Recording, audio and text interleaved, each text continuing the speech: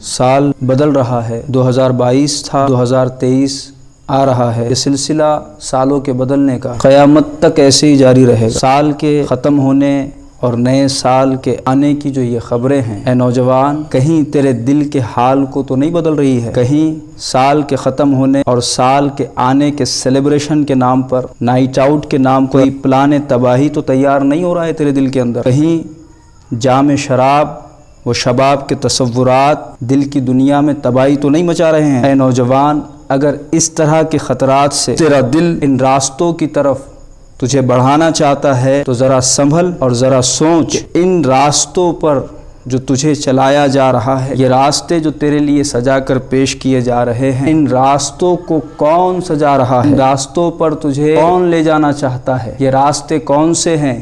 یہ راستوں کی پہچان کو حاصل کر، کہیں نائٹ آؤٹ کے نام پر زنا کی دعوت، تو کہیں جام کے نام پر شراب نوشی کے بازار، تو کہیں فن کے نام پر دھوکہ، تو کہیں انٹرٹینمنٹ کے نام پر ناچ و گانے کی محفلیں تو نہیں سجائی جا رہی ہے؟ اگر ایسا ہے تو ان راستوں پر چلنے سے پہلے جس پر شیطان تجھے چلانا چاہتا ہے، اس کے متعلق اللہ اپنے کلام میں کیا فرماتا ہے؟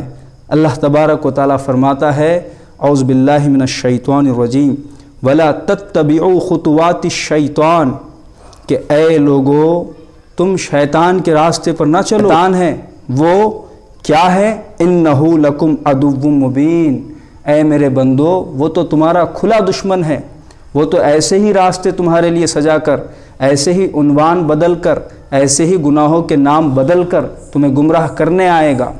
وہ تم کو یہ دکھائے گا کہ یہ تو سیلیبریشن کی رات ہے، ہم نے کوئی گناہ تو نہیں کرنا ہے، ہم نے تو نئے سال کا جشن منانا ہے۔ اور گناہ کا عنوان بدل دینے سے گناہ کا اثر ختم نہیں ہوتا۔ سب سے بڑی اس کی شیطان کی چالیں ہیں کہ وہ اسی طرح گمراہ کرتا ہے۔ کیوں؟ کہ وہ تمہارا دشمن ہے اور اس سے بھلائی کی امید نہیں ہے۔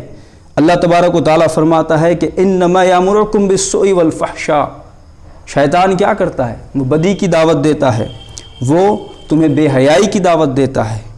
اے میری قوم کے نوجوان، ان راستوں پر چلنے سے پہلے تو اپنی قدر و منزلت کو پہچان، تو اپنی نسبتوں کو جان کہ تو حضور پاک کا امتی ہے، تم مصطفیٰ جان رحمت صلی اللہ علیہ وآلہ وسلم کے امتی ہو، اور حضور کے امتی ہونے کے ناطے تمہیں ان چیزوں سے بچنا ضروری ہے۔ کیونکہ تمام اقوام و ملت کے اندر تمہارا رب کے حضور جو مرتبہ ہے، اس کو تمہیں جاننا ہوگا، اس کو پہچاننا ہوگا۔ جو آقا کے صدقے ان کی امت میں پیدا ہونے کے طفیل جو رب نے تمہیں مقام و مرتبہ عطا کیا ہے، اس مرتبے کو جاننا ہوگا۔ اس مرتبے کا تقاضا یہ نہیں ہے کہ تمہاری راتیں ناچ گانوں میں بسر ہو، تمہاری راتیں زنا اور شراب کے اڈوں پر بسر ہو۔ وہ مقام اور مرتبے کا تقاضا تو یہ ہے کہ ساری رات تم اللہ کے حضور سجدہ ریزی کرو، اس کی عبادت کرو، اس کا شکر ادا کرو۔ اپنے اسلاف کی تعلیمات کو دیکھو، اپنے اسلاف کی تعلیمات کو پڑھو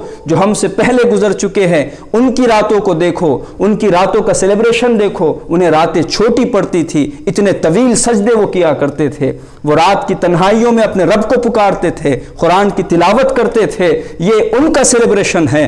ہمیں اگر رات کو سیلیبریشن کے طور پہ منانا ہے تو ہمیں اسلاف کے راستے پہ چلتے ہوئے ہمیں اپنے بزرگوں کی راتوں کو دیکھنا ہوگا کہ وہ کس طرح راتیں مناتے تھے۔ میری قوم کے مسلمان نوجوانوں، علامہ اقبال فرماتے ہیں کہ کبھی اے نوجوان مسلم تدبر بھی کیا تو نے، کبھی اے نوجوان مسلم تدبر بھی کیا تو نے، وہ کیا گردو تھا جس کا ہے ایک ٹوٹا ہوا تارا، تجھے اس قوم نے پالا ہے آغوش محبت میں، تجھے اس قوم نے پالا ہے آغوش محبت میں، کچل ڈالا تھا جس نے پاؤں میں تاجے سر دارا، کچل ڈالا تھا جس نے پاؤں میں تاجے سر دارا۔ شاعر مشرق